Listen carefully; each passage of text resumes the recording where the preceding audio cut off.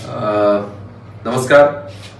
काल आमच्या भारतीय जनता पार्टीच्या माझ्या कार्यकर्त्या दिव्याताई मराठे या आहेत. काल त्या महानगरपालिकेच्या निवडणुकीसाठी इच्छुक उमेदवार होत्या.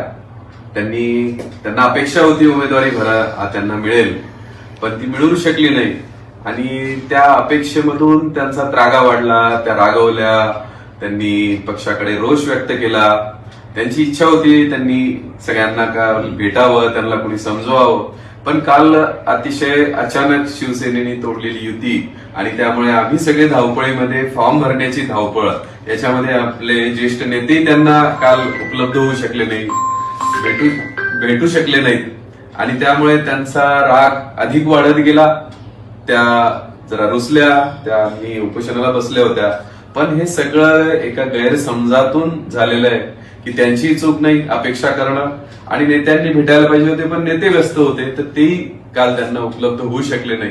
पण आज ताईंना एक लक्षात आलंय की बा आपणही आपल्या पक्षाची शिस्त मांडली पाहिजे, पक्षाच्या सोबत राहिलं पाहिजे, आणि या भावनेतून त्यांनी आता माननीय कॅबिनेट मंत्री अतुलजी सावे साहेब आहेत, माननीय खासदार डॉक्टर भागवतजी कराड साहेब आहेत, राजू बागडेजी आमचे पदाधिकारी आहेत, आणि आमच्या महिला मोर्चाच्या अध्यक्षा उज्ज्वलाताई आहेत.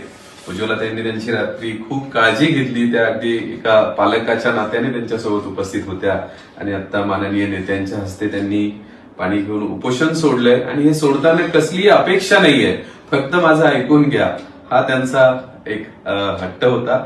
नेत्यांची त्यांची खूप चांगली चर्चा झालेली आहे. ताई, आपण समाधानी आहात? हो, समाधानी आहे मी.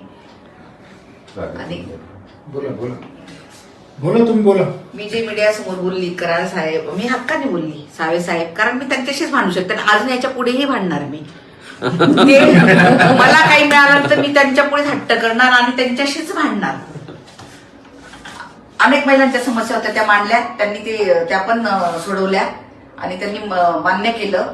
सगळ्या महिलांना न्याय दिला त्यांनी, आणि मी आता उपोषण सोडलंय. धन्यवाद ताई.